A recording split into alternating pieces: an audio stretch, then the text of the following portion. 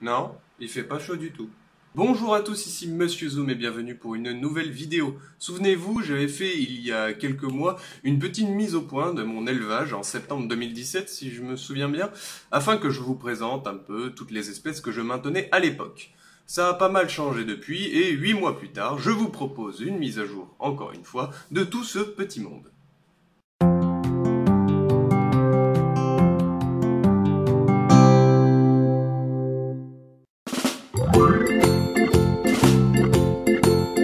Bien, du coup commençons par les Messor barbarus. J'avais, il y a encore quelques mois, une jolie petite colonie de Messor avec une gyne à tête rouge. Il y avait une petite centaine d'ouvrières déjà dans un microphone, mais hélas, la gyne et un bon nombre d'ouvrières sont mortes assez inexplicablement. Du jour au lendemain, j'ai retrouvé des cadavres partout et hélas, au milieu, il y avait la gyne. Alors pourquoi, comment, je ne sais pas trop. Peut-être est-ce parce que je ne leur ai pas fait de diapause, même si chez cette dernière elle est considérée comme facultative, grand débat. Peut-être est-ce la présence d'une odeur de produit nettoyant ou d'un parfum qui aurait foudroyé les ouvrières, je ne sais toujours pas. Quoi qu'il en soit, je continue de chercher un peu, mais sans grand résultat. En revanche, avec la réception d'un ancien nid de chez Ant House, j'ai reçu en cadeau une colonie de Messor et c'est de celle-là dont je veux parler. Il s'agit d'une belle fondation, avec une gyne à tête noire. Le couvain est faible, mais il y a couvain tout de même. En revanche, ce qui m'intéresse pas mal aujourd'hui, c'est la taille de la nymphe que vous voyez actuellement à l'écran. Elle me semble personnellement très grosse pour un simple major, et selon moi l'hypothèse d'un méga major n'est pas rejetée. En revanche, encore une fois, peut-être que ma vision est brouillée parce que les autres ouvrières que vous voyez sont issues de la première génération, et elles sont en général plus petites que les autres, et cela peut provoquer peut-être une grosse différence de taille à mes yeux. Dans tous les cas, la nymphe mesure 12 mm et ça reste tout de même un sacré bestiau, en attendant de voir la tronche du futur bulldozer. Passons désormais à une de mes nouvelles, une gyne Myrmica SP, que j'ai trouvée il y a moins d'un mois dans un jardin. Les Myrmica n'essaiment pas en ce moment et je trouvais du coup bizarre de tomber dessus à cette époque. Après des discussions avec des gens bien plus calés que moi sur le sujet, il s'avère que les Myrmica en général fondent de manière semi-claustrale, c'est-à-dire que la gyne n'a pas de réserve et qu'elle est obligée de chasser pour pouvoir pondre. L'hypothèse la plus probable, c'est que madame se baladait dans le coin afin de trouver de quoi se sustenter, n'est-ce pas, et qu'elle a fini dans mon tube. Lorsque je me suis rendu compte de la situation, je lui ai laissé le choix, j'ai laissé le tube ouvert 1 heure, et si elle se barrait, bah tant pis pour ma pomme. Au bout d'1 heure du coup, elle est restée dans le tube et je l'ai donc embarquée chez moi, en espérant qu'elle ponde, affaire à suivre. On s'attaque désormais à une fondation qui m'intéresse pas mal, mais la Suisse SP jaune. Je les ai reçues toutes les deux de la part d'un gentil monsieur, il y a désormais presque un an, je sais pas si vous vous souvenez, et elles n'ont pas pondu jusqu'à la diapause.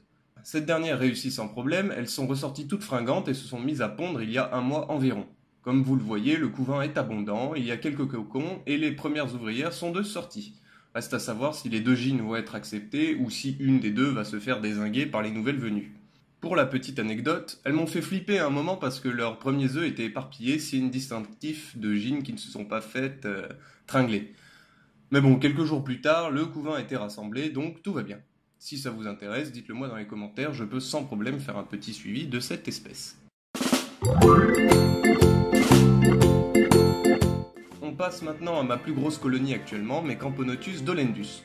Toujours vivante, Rassurez-vous. toujours la banane, toujours debout, cette colonie commence à avoir une certaine allure. La gyne va très bien, pond toujours comme une dératée et il doit y avoir environ 200 ouvrières désormais. On voit les 3 étapes du couvain, de l'œuf au cocon, et pas mal de nouvelles demoiselles devraient pointer le bout de leurs antennes très prochainement. Bon, par contre, c'est toujours des grosses dégueulasses. Regardez-moi la gueule du nid.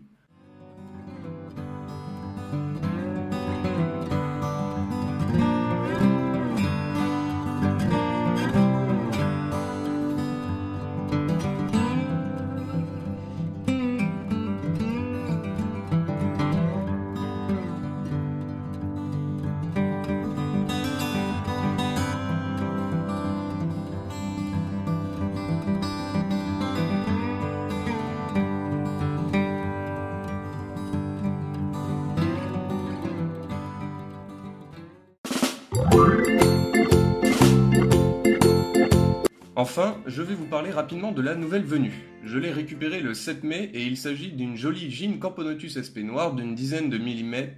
Ah! Bon bah elle est morte. La pauvre madame avait un morceau de pâte avant en moins, ce qui l'empêchait de se nettoyer une antenne. D'ailleurs, après quelques discussions, il s'agissait sûrement d'une Ginkgamponotus pisceus, pisces, bref, ça s'écrit comme ça. Voilà, j'ai fait le tour de toutes les espèces que je maintiens actuellement. J'espère que cette petite visite vous a plu. Si vous avez des questions, c'est toujours en dessous que ça se passe dans l'espace commentaire. Dans tous les cas, je vous souhaite bien du courage avec le début de ces fortes chaleurs. Moi, je retourne mettre la tête dans mon frigo. Je vous fais des bisous et je vous dis à la prochaine. Bye!